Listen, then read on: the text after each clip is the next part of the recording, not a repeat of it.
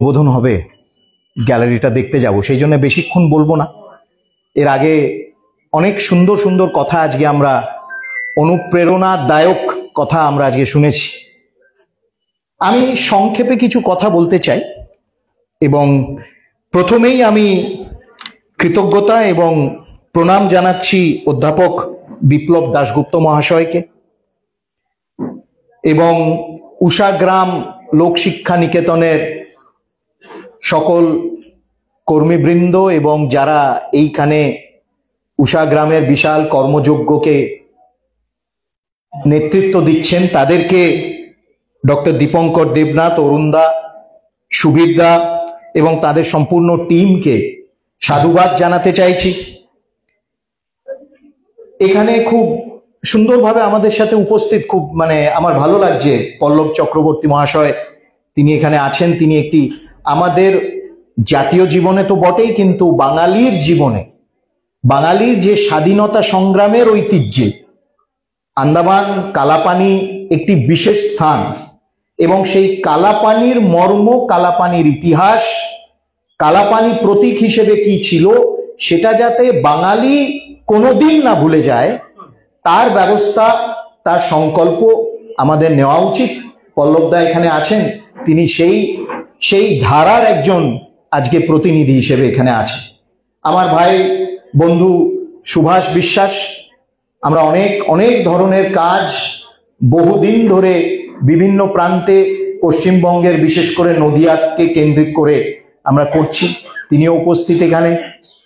এবং এখানে আমি বিশেষ করে দুজনের উল্লেখ করতে চাই যাদের সাথে আমি ওতপ্রোতভাবে জড়িত এবং যাদের সাথে বহু কাজ করেছি, এখনো করছি, আগামী দিনে করার ইচ্ছে রইল, বিশেষ করে নদিয়া এবং বিশেষ করে এই অঞ্চল শান্তিপুর থেকে কৃষ্ণনগর ধরে। অধ্যাপক সোমনাথ কর, সে শুধু অধ্যাপনা করে না, সে একজন অ্যাক্টিভিস্ট, একজন ইন্টেলেকচুয়াল অ্যাক্টিভিস্ট বলা যেতে পারে। অধ্যাপক সোমনাথ কর এবং সম্মাননীয় সুশান্ত মঠ মহাশয়, যিনি শান্তিপুর সাহিত্য পরিষদের কর্ণধার এবং এক অর্থে বলা যেতে পারে যে আমাদের সাংস্কৃতিক পুনর্জাগরণের যে ধারা, সেই ধারার যে প্রতীকগুলো ছিল বা যারা সেই ধারাকে এই বঙ্গে এগিয়ে নিয়ে গেছিল, তাদের নথিপত্র, বই, ডকুমেন্ট রক্ষণাবেক্ষণ তিনি তার জীবন দিয়ে করছেন এবং সুশান্তদার পাশে আমরা সবাই রয়েছি। সেই জন্য আজকে একটি অদ্ভুত কিন্তু একটা সম্মিশ্রণ হচ্ছে এখানে সাহিত্য পরিষদ, এখানে গবেষক, এখানে ইতিহাসবিদ সঞ্জিতদার মতন একজন এমনই এখানে যিনি আজকে এসছেন। এটা একটা অদ্ভুত ধারা প্রবাহ হচ্ছে কিন্তু এখানে, এবং এটা আমার মনে হয় যে বিপ্লবীদের ইচ্ছা এবং সেই বিপ্লবীদের তাদের সাধনা, তাদের তপস্যা আমাদেরকে হয়তো এগিয়ে নিয়ে যাচ্ছে। আপনারা সবাই আমাকে ধন্যবাদ দিলেন। আমি তো যদি বলি প্রভু শ্রীরামচন্দ্রের কাঠবিড়ালির মতো, আমরা তো নিমিত্ত, সেই জন্য আমাকে ধন্যবাদ দেবেন না। আমি নিজে ধন্য ওই সংযোগটা করতে পেরে। ধন্যবাদ যদি কাউকে দিতে হয়, ভারতের প্রধানমন্ত্রী শ্রী নরেন্দ্র মোদী মহাশয়কে ধন্যবাদ দিতে হয়।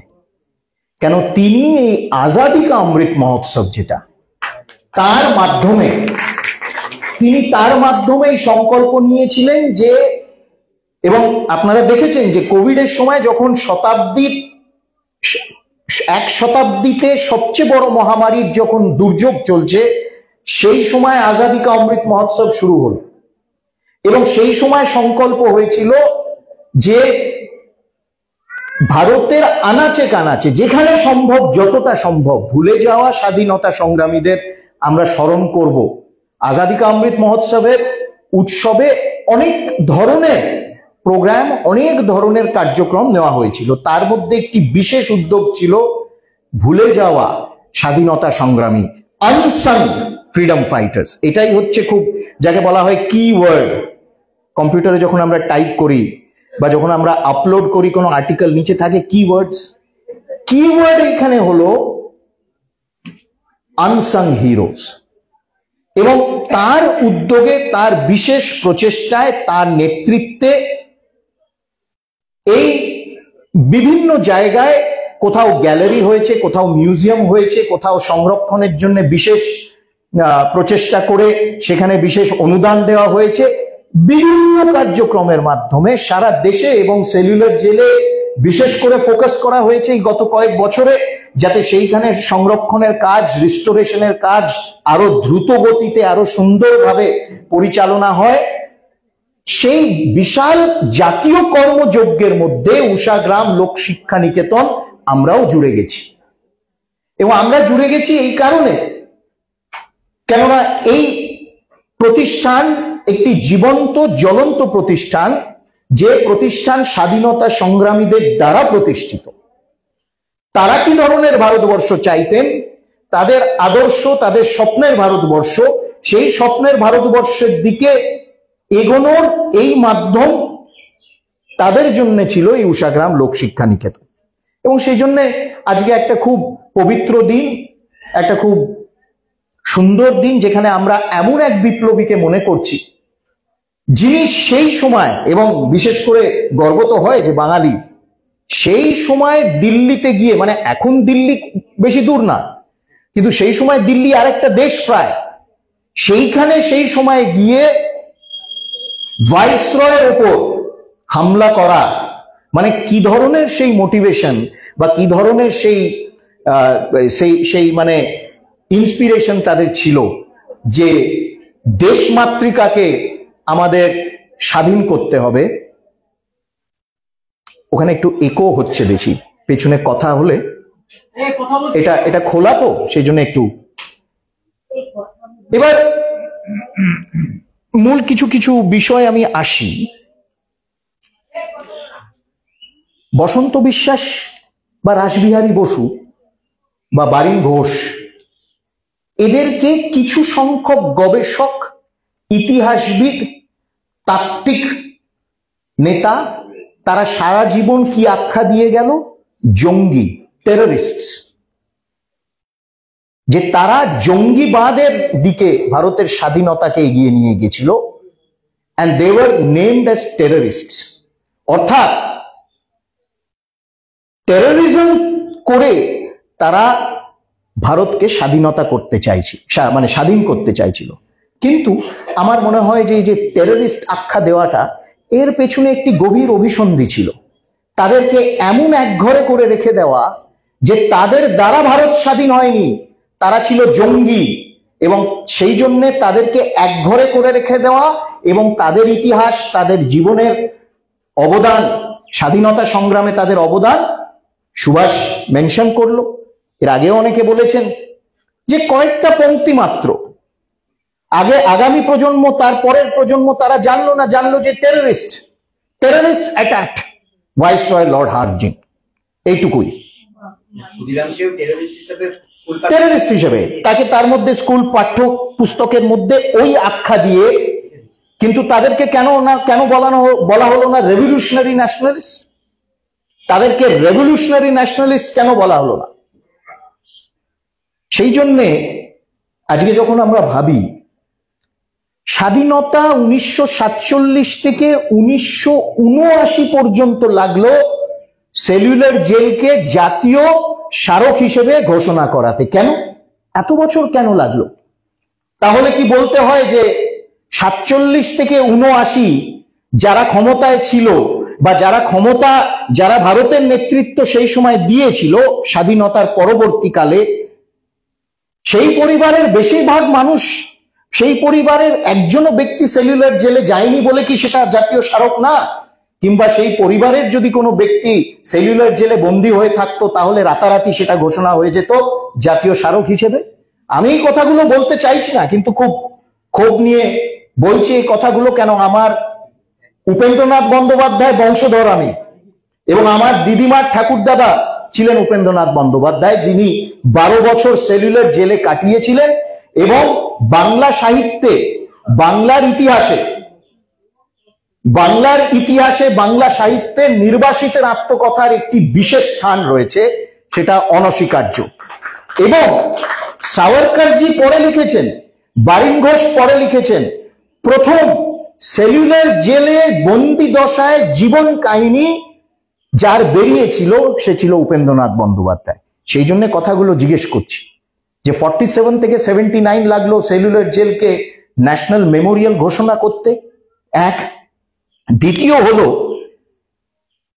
যে বাঘাযতীন রাসবিহারী বসু, রাসবিহারী বসুর অবদান 1960-এর দশকে যখন বলা হলো যে রাসবিহারী বসুর আমরা তার অস্থি যদি ফেরত আনা যায় বা তাকে যদি স্মরণ করা যায়, তার লোকসভায় দাঁড়িয়ে তদানীন্তন প্রধানমন্ত্রীর উত্তর ছিল যে না, তারা তো জাপানে তার জন্মদিন পালন করে, জাপানে তাকে তারা খুব শ্রদ্ধা করে, আর ভারতবর্ষে তো এত তো সব ছিল বিপ্লবী, তাদের আর কতজনকে আমরা মনে করব, তাদেরকে ছেড়ে দিলেই হয়। অর্থাৎ এই যে একটি অনীহা, এই অনীহার একটি দৃষ্টান্ত, মানে যাকে স্ট্রাগল করে, যাকে প্রচন্ড সংগ্রাম করে ভারতের স্বাধীনতার ইতিহাসের 3 খণ্ড বার করতে হয়েছিল, সেই রমেশ মজুমদার।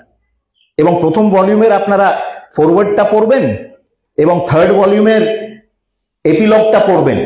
সেখানে পরিষ্কারভাবে বলছেন যে স্বাধীনতার পর যখন তিনি উদ্যোগ নিলেন যে ভারতের স্বাধীনতার ইতিহাস লেখার জন্য, এবং জয়পুর ইন্ডিয়ান হিস্ট্রি কংগ্রেস 1948-এ সেখানে রেজলিউশন পাস হলো এবং ভারতে প্রথম রাষ্ট্রপতি ডক্টর রাজেন্দ্র প্রসাদ সেটা অনুমোদন করলেন, কমিটি গঠন হলো, কমিটি গঠনই হলো, তার বেশি আর কিছু এগোলো না। রমেশ বাবু লিখছেন যে আমাকে পরিষ্কারভাবে বলা হলো, চাপ সৃষ্টি করা হলো যে আমাকে ভারতের স্বাধীনতার ইতিহাসটা একটি বিশেষভাবে লিখতে হবে, একটি বিশেষ কয়েকজনকে কেন্দ্র করে, আমি অন্যদের কেন্দ্র করে লিখতে পারবো না। তিনি পরবর্তীকালে তার নিজের উদ্যোগে 3 volume history of the freedom movement of India Pharma KLM A published 1967 সালে তিনি বার করলেন। এবং তিনি তারপর যোগ দিয়েছিলেন KM মুন্সির সাথে, এবং ভারতীয় বিদ্যা ভবন বিশেষ উদ্যোগ নিলেন history and culture of the Indian people বলে। সেই মাল্টি ভলিউম, সেই উদ্যোগ ব্যক্তিগত উদ্যোগ, কিন্তু কোন রকম সরকারি অনুদান না, কোন রকম সরকারি সমর্থন না। কেননা সেই ইতিহাস প্রকৃতপক্ষে স্বাধীন ভারতের ইতিহাস তারা সেইভাবে লিখতে চেয়েছিল, এবং সেইভাবে তারা লিখতে যাতে পারে তারা ব্যক্তিগত উদ্যোগ নিয়ে লিখেছিল। তাদেরকে আজকে ভুলে গেলে হবে না। আজকে যখন আমরা স্বাধীনতার 75 বছর পালন করছি, আজকে যখন আমরা ভারতের অমৃতকালের কথা বলছি যে আমরা আগামী দিনে স্বাধীনতার 100 বছর পালন করব, তখন KM মুন্সি, রমেশ মজুমদার, তাদেরকে ভুলে গেলে চলবে না। এবার আমার একটা খুব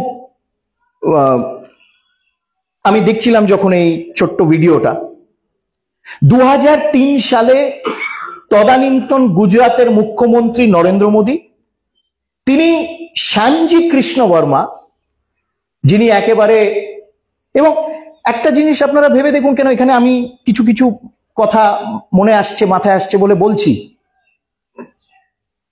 মানে কন্টেস্টেড টেরেন বলে না, যারা ইতিহাস পড়ান আপনারা বা যারা ইতিহাস চর্চা করেন, গবেষণা করেন, কন্টেস্টেড টেরেন, মানে অদ্ভুত যে এই দেশে আমাদের স্বাধীনতা সংগ্রামের ইতিহাস ইজ এ কন্টেস্টেড টেরেন। মানে এতটা আক্রোশ, এতটা রাগ বা এতটা ঘৃণা হতে পারে যে সাভারকরের নামাঙ্কিত একটি ফলক সেলুলার জেলে রাখা আছে, সেই ফলক একজন কেন্দ্রীয় মন্ত্রী বার করে দিলেন সেখান থেকে। তার কোনো উত্তর নেই। কেন তিনি মনে করেন সাভারকর গদ্দার ছিলেন বলে।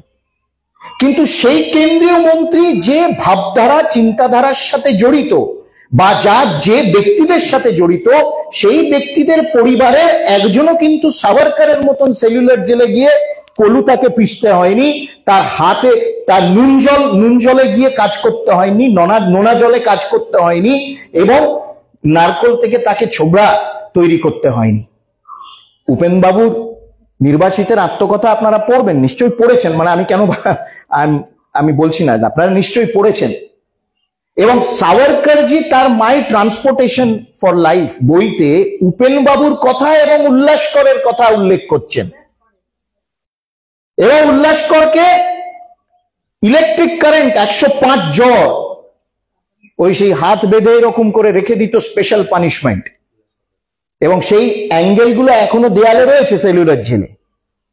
এবং সে জ্বর হয়ে পাগল হয়ে গেল, ইনসেন হয়ে গেল, তাকে তখন ইলেকট্রিক শক দিচ্ছে। এবং সাভারকর লিখছে উল্লাসকরের গলা ওখান থেকে আসছে ওমা ওমা বলে সারা রাত ধরে উল্লাসকর কাঁদছেন। এবং সাভারকর লিখছে উপেনবাবুর উপন্যাস, উপেনবাবুর নির্বাসিতের আত্মকথা থেকে উদ্ধৃত করে, যে তিনি কিভাবে সেদিনকে হাত দিয়ে জল বেরোচ্ছে, তিনি ধরতে পারছেন না, খাওয়ার তার সামর্থ্য নেই, তিনি কান্নায় ক্ষোভে ফেটে পড়লেন। এবং আমার মনে হয় যে আমি ঠিক বলছি তো কিছু না, ওখানে ঠিক বলছি কিছু ঠিক বলছি তো, মানে আমি যদি ভুল কিছু বলি আমাকে সংশোধন করে নেবেন, কেন আমিও গবেষণাই করি, আমি কারুর কাছে একেবারে, আমরা কেউ অমনিসেন্ট নই, কিন্তু কিছু কিছু কথা পরিষ্কার বলা উচিত। কেন বাংলার বিপ্লবীরা উপেক্ষিত থেকেছে? কেন আমাদের মনে হয়নি যে নেতাজির একটি স্ট্যাচু, নেতাজির মূর্তি, এবং এটা সকল স্বাধীনতা সংগ্রামীদের ডিমান্ড ছিল, দিল্লি চালক ডাক দিয়েছিলেন নেতাজির মর্মর মূর্তি দিল্লির বুকে রাখতে হবে। কেন কেন বুকের পাটা দেখায়নি নেতাজির মূর্তি সেখানে স্থাপনা করা? কেন? নেতাজির নামে কোনো জাতীয় সম্মান ছিল না এতদিন, আজকে হয়েছে নেতাজির নামে জাতীয় সম্মান। কেন এই প্রশ্নগুলো কেউ করেনি? এবং যারা এইখানে নেতাজির নামে তারা এই প্রদেশকে চালিয়েছে, নেতাজির নামে তাদের সবকিছু ঠাটবাট নেতাজির নামে, তারা এই সব কাজগুলো কোনোদিন করাতে পারেনি। এবং সেই জন্য এই প্রশ্নগুলো, শ্যামজি কৃষ্ণ বর্মা মারা যাওয়ার আগে জেনিভাতে বলে গেছিলেন যে আমার মৃত্যুর পর আমার অস্থি বিসর্জন হবে স্বাধীন ভারতবর্ষে। এবং সেই প্রায় 60 বছর ধরে, তার মৃত্যুর 60 বছর পরে জেনিভার এক কোন লকারে তার অস্থি সেখানে রাখা ছিল। 2003 সালে তখন গুজরাটের মুখ্যমন্ত্রী, এখন প্রধানমন্ত্রী নরেন্দ্র মোদী, তিনি সেই অস্থি নিয়ে আসেন, ব্যবস্থা করেন, নিজে যান সেখানে, চিঠি চাপাটি হয়, কথাবার্তা হয়, লেখালেখি হয়, সেই অস্থি নিয়ে ফেরত নিয়ে আসেন। এবং নিয়ে এসে প্রসেশন করে, সেই বম্বেতে বিশাল প্রসেশন, শোভাযাত্রা করে, তারপর তার জন্মস্থানে গিয়ে সেই অস্থি সেখানে সেই নদীতে বিসর্জন হয়। এবং শ্যামজি কৃষ্ণ বর্মার নামে এক প্রকাণ্ড মেমোরিয়াল সেখানে তৈরি হয়, একটি বিশ্ববিদ্যালয় তৈরি হয়। অনেকে বলে উনি সব করেছেন, হ্যাঁ উনি অনেক কিছু করেছেন যেটা অন্যদের করা উচিত ছিল, তারা করেনি। এবং স্বাধীন ভারতবর্ষে সেই প্রশ্নগুলো করা উচিত ছিল আমাদের। এবং সেই জন্য আজকে এক ঝলক আপনারা দেখলেন ডান্ডি মেমোরিয়াল। সুভাষের, মহাত্মা গান্ধীর সম্বন্ধে কিছু ভিউজ আছে, ও বলল, কিন্তু সেটা রিপোর্টেড, ওর না, ওটা একটা কনভারসেশনে। কিন্তু ডান্ডি মেমোরিয়াল, ডান্ডিতে যে মেমোরিয়াল, দীর্ঘ দশকের পর দশক একটা খালি স্তম্ভ ছিল সেখানে একটা স্তম্ভ শুধু, এবং আর কিছু না, হাহাকার, সেখানে ফাঁকা। আজকে সেখানে স্মারক শুধু নয়, এমন ধরনের স্মারক সেখানে করেছে যাকে স্বাধীন ভারতবর্ষের একেবারে তথ্য প্রযুক্তি দিয়ে বিজ্ঞানসম্মত যদি কোনো স্মারক হয় তাহলে সেই ডান্ডি স্মারক। সেখানে নুন কিভাবে তৈরি হতো সেই সময় সেটাও দেখা। প্রত্যেকটা ডান্ডির যে ফলকগুলো লেখা আছে, যে মার্চের পদযাত্রার যে ফলকগুলো, এক একটা জায়গায় কি ঘটনা ঘটেছে, প্রত্যেকটা ফলক আলাদা করে, প্রত্যেকের নাম সেখানে নামাঙ্কিত রয়েছে। মেদিনীপুরের স্বাধীনতা সংগ্রামী কারা ছিলেন, গান্ধীজির সাথে ডান্ডি অব্দি গেছিলেন, তাদের নামও সেখানে নামাঙ্কিত। আজ অব্দি তো আমরা জানতাম না তাদের নাম, ওখানে গেলেই জানা যাবে কারা শুরু করলো এবং গান্ধীজির সাথে কারা শেষ করলো। এ হলো একবিংশ শতাব্দীর, যদি আমরা স্মারক তৈরি করতে চাই, আমরা যদি শ্রদ্ধার্ঘ্য নিবেদন করতে চাই স্বাধীনতা সংগ্রামীদের, এই ধরনের স্মারক হওয়া উচিত। এবং আমার মনে হয় যে সেই জন্য যে আজকে যখন জনজাতি গৌরব দিবসের কথা হচ্ছে, অর্থাৎ জনজাতি যারা, আদিবাসী যারা, তাদের স্বাধীনতা সংগ্রামে অবদান। আজকে বাঘা যতীনের কথা হলো এখানে, আমি বাঘা যতীনের তার পুত্র তেজেন্দ্রনাথ মুখোপাধ্যায় পন্ডিচেরি আশ্রমে বহুকাল কাটিয়েছিলেন। এবং আমার ছোটবেলায় শৈশবে আমার সুযোগ হয়েছিল তার সাথে দেখা করা, খুব ভালোবাসতেন, আমরা বর্দা বলতাম, ছোটবেলায় তাকে বর্দা বলতাম। তেজেন্দ্রনাথ মুখোপাধ্যায়ের পুত্র পৃথ্বীল মুখোপাধ্যায় প্যারিসে থাকেন, দীর্ঘ 50 বছর তিনি প্যারিসে, সেখানেই গবেষণা করেছেন ভারতীয় সংস্কৃতি নিয়ে, সেখানে প্রচার করেছেন, অসাধারণ। তাকে পদ্মশ্রী পুরস্কারে সম্মানিত করেছেন প্রধানমন্ত্রী নরেন্দ্র মোদীর সরকার। এবং তিনি তার গবেষণা পিএইচডি করেছিলেন সরবনে, প্যারিসে। উনি কি ফরাসি এসছেন? উনি কি ফরাসি?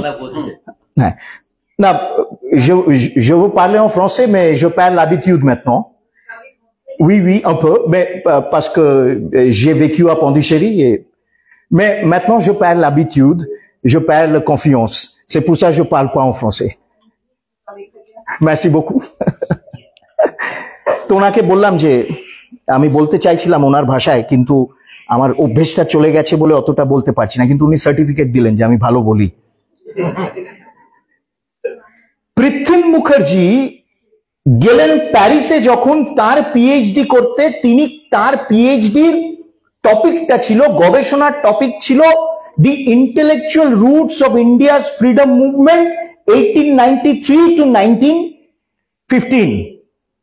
অর্থাৎ মহাত্মা গান্ধী আসার আগের যে ফেজটা, সেই স্বাধীনতা সংগ্রামের যে পুরো একটি যুগ, সেই যুগ নিয়ে তার পৃথ্বীন্দ্রনাথ মুখোপাধ্যায়ের গবেষণা প্যারিসের বিশ্ববিখ্যাত বিশ্ববিদ্যালয় সরবনে।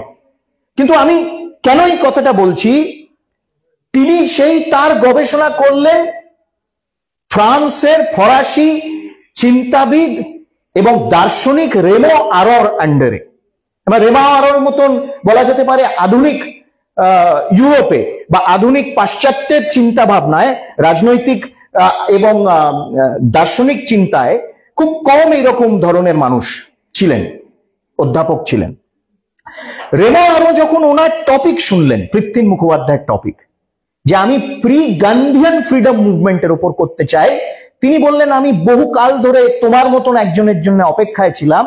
আমি সবসময় ভাবতাম যে মহাত্মা গান্ধী এলেন 1915 সালে, উনি এসে যেটা সূচনা করলেন তার ভিত, তার প্রিপারেশন অনেক আগে অনেকে করে গেছে, কিন্তু আমি কোনো গবেষক পাচ্ছিলাম না যে আমাকে এই দিশা দেবে। বাঘাযতীন, রাসবিহারী বসু, বসন্ত বিশ্বাস, শ্রী অরবিন্দ, এরা সব সেই যুগের পথপ্রদর্শক। তারা ভিত, তারা ফাউন্ডেশন লে করে গেছিলেন, তারা তৈরি করে গেছিল, তারা জাগিয়েছিল বাঘাযতীনের সেই বিখ্যাত উক্তি, আমরা মরবো জাত জাগবে, আমরা মরবো দেশ জাগবে। তারা জাগিয়ে গেছিল এবং Mahatma Gandhi took it forward to another level. সেজন্য আমার মনে হয় যে এই গ্যালারির, এই ধরনের একটি গ্যালারির উপযোগিতা এবং দায়িত্ব, উপযোগিতা হলো যে, এবং আমি বিশেষ অনুরোধ করেছি যে আরো বেশি করে যাতে ছাত্রছাত্রীরা আসে এখানে, এবং এই নদিয়া জেলার প্রশাসনের সাথে, নির্বাচিত প্রতিনিধিদের সাথে যদি বসে একটু কথাবার্তা বলা যায়, যাতে একটা রেগুলার ইনফ্লো ছাত্রছাত্রীদের এখানে হয়। এটাকে আমরা যদি টুরিস্ট ম্যাপের মধ্যেও দিয়ে দিই, এটা এক। দ্বিতীয় হচ্ছে, এটা তো একটা দিক, বৈষয়িক দিক বলা যেতে পারে, একটা দিক টুরিস্ট ম্যাপের মধ্যে দেওয়া। ছাত্রছাত্রীরা আসুক, যাতে এই যে বললাম প্রথমে যে আমাদের এটা দায়িত্ব, এটা আমাদের কর্তব্য। এখন তো আমরা কর্তব্য কালে রয়েছি, খালি অধিকারের কথা বললে হবে না, দাবি মানতে হবে, শুধু বললে চলবে না। আমাদের কর্তব্যটা কি? অধিকার নিশ্চয়ই পাবো আমরা, স্বাধীন ভারতবর্ষে তো খালি অধিকার অধিকার অধিকারই চেয়েছি। এবার কর্তব্যটা কি আমরা বুঝি একটু। শ্রী অরবিন্দ তার লেখায় বলছেন ডিউটি, দি এশিয়ান ডেমোক্রেসির মধ্যে ডিউটির কনসেপ্টটা কিন্তু খুব ইম্পর্টেন্ট, শ্রী অরবিন্দ লিখছেন। এবং সেটা আমাদের কর্তব্য হলো এই, যাতে আমরা এই legacy of the freedom movement, যেটা মোদিজি বলছেন, যে তিনি বলছেন যে আমাদের ভুলিয়ে দেওয়া হয়েছে কিংবা আমরা সেটাকে উপেক্ষা করেছি। এবং এই যে তুমি বললে, সুভাষ বলল যে দুটো লাইন, একটা লাইন কোনোভাবে ঢুকিয়ে দেওয়া হয়েছে, একটা নাম দিয়ে দেওয়া হয়েছে, এইটুকুই বাস, দায় সারা, আমাদের কাজ, আমরা ডিউটি আমরা সেরে নিয়েছি, আমাদের স্বাধীনতা সংগ্রামীদের পড়ি। সেই মাইন্ডসেটটা চেঞ্জ হচ্ছে। অরুণদা বললেন কলোনিয়াল মাইন্ডসেট, উপনিবেশিক মানসিকতা, আমি গতবার এখানে দাঁড়িয়ে বলেছিলাম, উপনিবেশিক মানসিকতা অবসানের লক্ষণ হচ্ছে তখনই যখন আমরা দেখব যে আমাদের স্বাধীনতা সংগ্রামের যে লেগেসি, যে ঐতিহ্য, সেটাকে আমরা ধারা প্রবাহকে তুলে নিয়ে যাচ্ছি আগামী প্রজন্মের প্রতি। সেটাই হবে লক্ষণ যে ঔপনিবেশিক মানসিকতার অবসান ঘটছে। এবং আমি বিশেষ করে এখানে সুশান্ত দা আছেন, সঞ্জিত দা আছেন, সুভাষ তুমি রয়েছো, আমি অনুরোধ করব, এবং এখানে বিশেষ করে বিপ্লব দা আছেন আমাদেরকে গাইড করার জন্য, যে দৈনন্দিন আমাদের কাজকর্ম চলতে থাকবে, দৈনন্দিন আমাদের সংগ্রাম চলতে থাকবে। আমরা যে যার বিভিন্ন চিন্তাধারার সাথে হয়তো লিপ্ত থাকতে পারি, বিচারধারার সাথে লিপ্ত থাকতে পারি, কিন্তু স্বাধীনতা সংগ্রামের যখন ইতিহাস আসে, it should be non partisan. সত্য যেটা সেটা বলতে হবে, এবং প্রত্যেক স্বাধীনতা সংগ্রামীদের তাদের ডিউ দিতে হবে, তাদের রেকগনিশন দিতে হবে। এই আমাদের জীবনের সংকল্প হওয়া উচিত কিন্তু। এবং সেই জন্য আমি অনুরোধ করব যে একটা ছোট্ট কমিটি যদি গঠন হয়, কমিটি তো আছে, তার মধ্যে সুশান্ত দা, সোমনাথ, সুভাষ এবং সঞ্জিত দা যদি আপনারাও থাকেন, তাহলে এইখানে আগামী দিনে একটি রিসোর্স সেন্টার একেবারে নদিয়া জেলাকে কেন্দ্র করে, কেউ যদি গবেষণা করতে চায় সে এখানে এসে রিসার্চ করতে পারে, কেউ পড়াশোনা করতে চায় সে এখানে এসে করলো। এমন একটা এখানে আগামী দিনে রিসোর্স সেন্টার আমরা তৈরি করতে পারি যে নদিয়া জেলার এটা একটা গর্ব হবে যে হ্যাঁ, কোথায় ওই রকম একটি রিসোর্স সেন্টার রয়েছে উষাগ্রাম লোকশিক্ষা নিকেতনে, এবং এটা কিন্তু একটি মডেল হয়ে যেতে পারে আগামী দিনে অন্যান্য জেলার জন্য। কেন আমাদের একটা কাজ এটা সম্পন্ন হলো, একটা গ্যালারি, এবং এইটা একটা অ্যাচিভেবল, আমরা দেখলাম একটা অ্যাকশনেবল। এবার এটাকে কিভাবে এগিয়ে নিয়ে যাওয়া যায়? কেন অনেক সময় হয় কি, গ্যালারি হয়ে গেল উদ্বোধন, লাইব্রেরি উদ্বোধন হয়ে গেল, তারপর আর লোক আসে না, তারপর ঝুল পড়ে যাচ্ছে, পরিষ্কার করার কোনো তাগিদ নেই, আছে একটা হয়েছিল, সেই রকম যাতে না হয়ে যায়, এটা একটা একটি জীবন্ত প্রাণকেন্দ্র। এবং এই প্রাণকেন্দ্র হচ্ছে স্বাধীনতা সংগ্রামের ঐতিহ্যের প্রাণকেন্দ্র। নদিয়ার এটা গর্বের স্থান হয়ে উঠুক।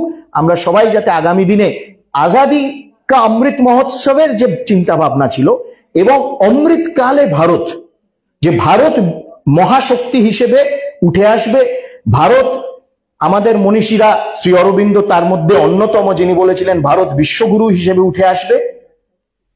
বিশ্বগুরু তখনই হতে পারবে, মহাশক্তি তখনই হতে পারবে যখন নিজের সাংস্কৃতিক ঐতিহ্যের ইতিহাস তাকে ধরে রাখতে পারে, যখন তার স্বাধীনতা সংগ্রামের ঐতিহ্য তাকে ধরে রাখতে পারে, মূল্যবোধগুলোকে ধরে রাখতে পারে, ভারত মহাশক্তি হিসেবে উঠে আসতে পারে তখন।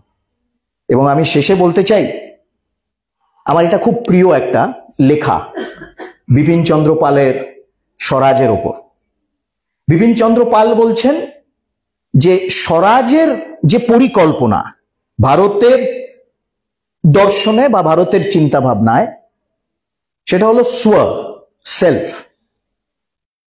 এবং তিনি বলছেন স্বাধীনতা, লিখছেন স্বাধীনতা, অর্থাৎ সেই যেটা লার্জার সেলফ, সেই লার্জার সেলফের অধীনে যে থাকে সে হচ্ছে স্বাধীন। অন্যটা কেবলমাত্র যদি ইন্ডিপেন্ডেন্স, সেটা হচ্ছেন, উনি বলছেন অনাধীনতা, অর্থাৎ আমি কারুর অধীনে নই, আমি অনাধীন। কিন্তু স্বাধীন সেই যে সে লার্জার যেটা, সেই লার্জার তার অধীনে সে থাকে, এই কথাটা বলছে। আমার মনে হয় যে ভারতবর্ষের সেই বৃহত্তর যেটা ভারতের সংস্কৃতে যেটা স্বরাজ, সেই লার্জার দিকে কিন্তু আমরা এগিয়ে পড়েছি। একটি জাতীয় চেতনার জাগরণ হচ্ছে, এবং সেই দিকে যদি আমরা এগিয়ে এই ধরনের কর্মকাণ্ডগুলোকে আরো ব্যাপকভাবে তার বিস্তার করতে পারি, এগিয়ে নিয়ে যেতে পারি, আমার মনে হয় যে আমাদের জীবনে তখন একটি খুঁটি থাকে আর কি, যেটাকে ধরে আমরা একটি বৃহত্তর ভারতবর্ষ, সেই চেতনার দিকে সবাই মিলে একক হয়ে এগিয়ে যেতে পারি। আপনারা অনেক ধৈর্য ধরে শুনেছেন আমার কথা, আপনাদেরকে অনেক কৃতজ্ঞতা। এবং আবার বলি, উষাগ্রাম লোকশিক্ষা নিকেতন, আমার এখানে সবাই যারা সিনিয়র্সরা আছে, আমার বন্ধুরা আছে, সুবীর বাবু, সবাই আপনারা অনেক পরিশ্রম করেছেন এর পেছনে। আমরা সবাই আপনাদের পাশে রয়েছি এবং আগামী দিনে আরো ক্রিয়েটিভলি যাতে আমরা এই ধরনের কাজগুলোকে এগিয়ে নিয়ে যেতে পারি তার প্রতিশ্রুতি বলবো না, প্রতিশ্রুতি দিই না, কিন্তু তার সংকল্প আমরা এইখানে শ্রী অরবিন্দের সামনে সবাই সাথে এই সংকল্প আমরা নিচ্ছি। আপনার ভালো থাকবে। নমস্কার।